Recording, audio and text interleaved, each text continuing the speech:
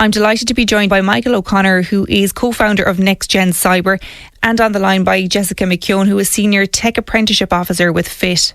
Michael and Jessica, you're both very welcome to the show, and thanks for joining me this evening. Thanks very much, Amber. To be here. Delighted to have you both here. So Jessica, I'm going to start off with yourself first of all, and I want to ask you a little bit about FIT. So tell us a little bit about the work you do, your fast track into information technology. Yeah, so FIT, like you said, is fast track into information technology. We were established in 1999, so we've been working with the tech sector and we've been working with the tech community for, 27 years now. And then in 2018, we became the national coordinator of tech apprenticeships in Ireland. So those apprenticeships include cybersecurity, computer networking, software development, and we have a data analytics commencing at the end of this year. So really, I suppose, we have that, distinct pathway into a career in technology. And I suppose technology is everywhere. And it is imperative that we have the talent and the skills within Ireland to be able to fulfill the needs, really. Approximately 1,200 tech apprentices have been placed in SMEs, in public sector and in multinational corporations across Ireland since we commenced in 2018.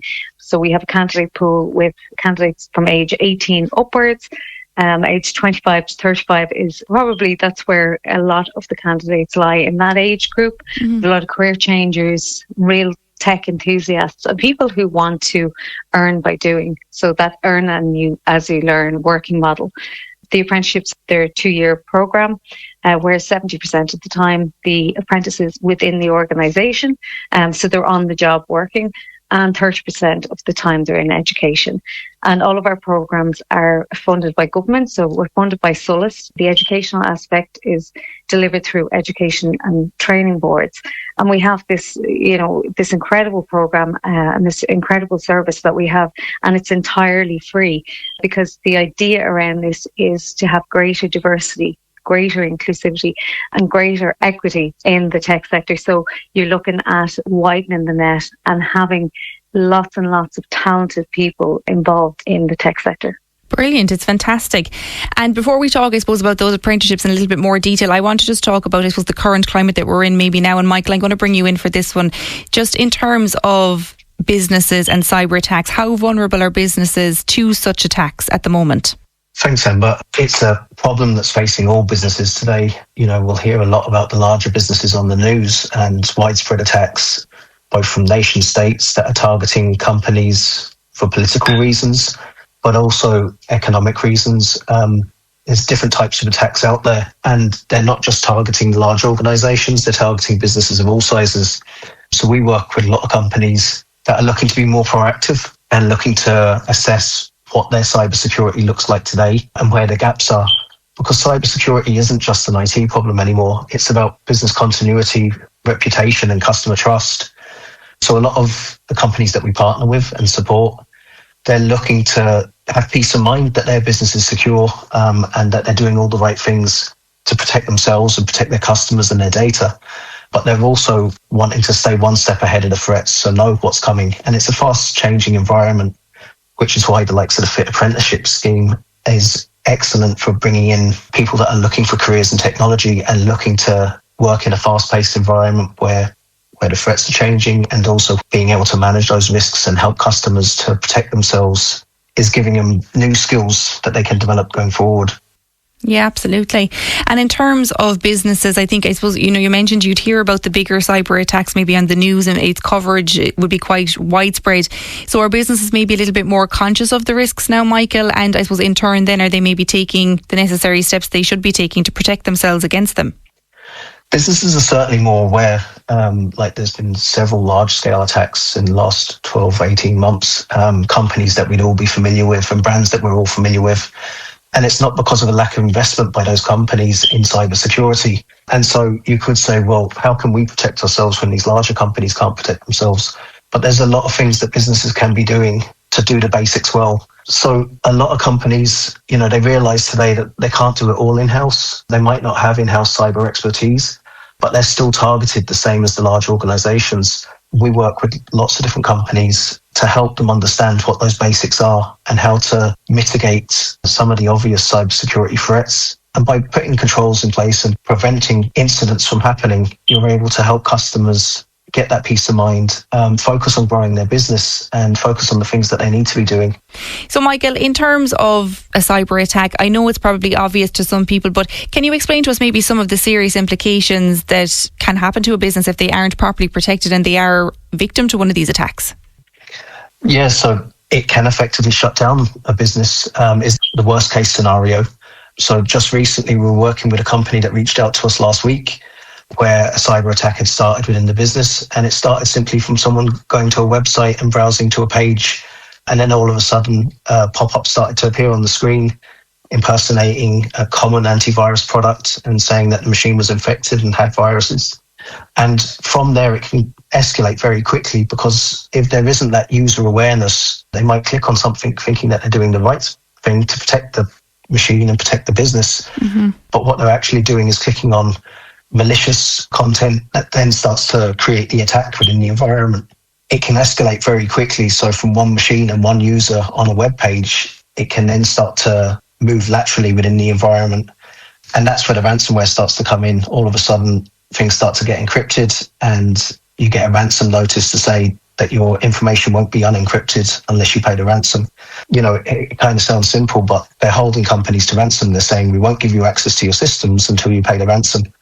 And depending on what protection the companies have in place, you might be able to recover from backups. But often companies that first reach out to NexGen Cyber, they come to us and they've got backups in place, but they've never tested them. And so the last thing you want to be, or the last position you want to be in, is having to test that a backup actually works and that the data that is being backed up is good and secure when you're in the middle of an incident. You know, these things need to be practiced. So we meet a lot of companies that say, oh yes, we've got backups. And when we ask, when was the last time you checked, do the backups work or are the backups good? The answer is often, oh, we haven't done that. And so exercising and doing disaster recovery exercises, business continuity exercises, it's almost role playing. What if this scenario was to happen to our business? And the companies that are familiar with that are better able to deal with the cyber attacks and these different types of attacks as and when they happen. So we work with a lot of companies to put that preparation in, to have a playbook for different types of incidents that can happen. And there's lots of threats, like, you know, it's not just external threats. It could be a disgruntled employee that's left the business but still has access to systems, or it could be someone accidentally deleting information and needing to recover from that. So there's many different forms of threats out there to businesses, and it's understanding what you need to do or how to manage those when they do occur. Yeah, absolutely. And Jessica, I suppose one solution for businesses is the cybersecurity tech apprenticeship that you mentioned earlier. Can you explain to us, I suppose, what that all involves and how these apprenticeships can help businesses? Yeah, absolutely. Just alluding to Michael there in terms of the fast-paced environment. I think that's something with the apprenticeships where they work really, really well. It is a fast-paced environment and it's an ever-changing environment as well. Mm-hmm. And I think that's where the apprenticeships work really well because, like I said, it's 70% of the time they're actually working with companies. So they're learning and they're adapting their skills and knowledge throughout that time. And 30% of the time then they're in education. So they are 2-year programs. They're QQI validated. So when an apprentice has completed their 2 years, they get a QQI Advanced Level 6 certificate. We run skills analysis across all of our programs. So all of our programs will have generative AI across all of them. We've CompTIA within our programs as well, which are highly recognised worldwide programs as well. So there's a huge amount that goes into these programs. There's a huge amount of support for the employers. There's a huge amount of support that we offer for the apprentices as well. They are nationwide. All of our apprenticeships are nationwide, and we work across a range of sectors in technology, cloud computing, networking, consulting, software, you name it, where there's a need for cybersecurity. And going back to something that Michael said, it is important in terms of being proactive with cyber and, you know, having the right people in place and making sure that you put things in place, because it is imperative that people have cybersecurity as part of their overall strategy for their business and the long-term goals of their business. With the apprenticeships, we have a fantastic number of apprentices within our candidate pool. like I mentioned, it's all complimentary. It's all a free service, and people can access, once you register with Solus, you can access this candidate pool. We also run upskilling initiatives. So this is something that's high on our agenda as well, because there's more and more talk of AI maybe taking some of the jobs that are currently there, where you have people who are incredibly, loyal people within your organisation, and you can actually upskill people on our tech apprenticeship programs too, and you can refer people to the tech apprenticeship program as well. So it's really about building out those teams within your companies and being able to have that that strength where you're ready to deal with cybersecurity issues as they arise, or be proactive that you have put in the resources into it beforehand. We actually are running a cybersecurity tech apprenticeship later in the year in Kerry. So we're looking forward to being in Kerry, and we had one that commenced last year as well, and that's the one that Michael has currently hired a tech apprentice from. So, which I believe is working out really well. So that's fantastic. Yeah, brilliant. And Michael, you might tell us a little bit about the benefits you're seeing from having a cybersecurity tech apprentice with your business. Yeah, so we hired Jack Sheehy through the cybersecurity tech apprenticeship scheme through FIT. And as Jessica said, it's a 2-year apprenticeship. But we weren't just looking to make a hire and bring someone on board. We're wanting to create the next generation of cybersecurity professionals. And it's really important for us, being based in Kerry, to be building up that skill set and that knowledge here locally. Being able to work with businesses and actually have someone go into the offices in person and work. We can deliver a lot of work remotely, but it's great to have local talent and to be mentoring Jack on his journey. He's only been with us a little over 6 months, but the value that he's adding to the business is excellent. And he's helping to understand how cyber criminals operate, how businesses can stop threats and attacks.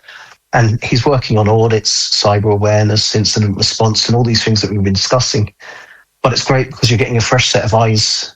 You're getting that real love of learning and wanting to make a difference. And it's refreshing to have someone like Jack working with us in NexGen Cyber, because he's asking questions. He's asking, why do we do things the way we do things? And he's challenging in a very positive way. He's challenging what we do and how we do it.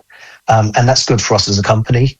He's getting real hands-on experience as well. So yes, there's the structured training in college, and that's really important as well. But he's then taking the structured training that he's done and he's bringing it into the workplace. And so for us as a business, it's a win-win, because he's coming into us with fresh ideas. He's questioning perhaps how we've done things and ways to improve ourselves. And then he's working with customers and he's getting real hands-on, all with close supervision and being able to work with myself and others in the company. But it's a real win-win. And 6 months into the journey, it's a great experience for us as a company, and it's a good experience for Jack. We were delighted to hear about the program and to get involved. And it really highlights that there's more than one way into a cybersecurity career. Lots of people out there would think that the only way is through college and through university and so on, but there are different paths. It's not one way for everyone, and this is a real good way, blended mix of college and on-the-job learning. Yeah, it sounds like a fantastic opportunity as well. It's brilliant. Jessica, before we finish up, I wanted to talk to you as well a little bit about an event that you have coming up later on this month. It's taking place next week in the RDI Hub in Killorglin. Can you tell us, I suppose, a little bit about it and who it's aimed at? Yeah, so it's next Thursday, the 23rd, like you said, in the RDI Hub. We're going to have Michael there to talk about cybersecurity and obviously about his experiences with hiring Jack.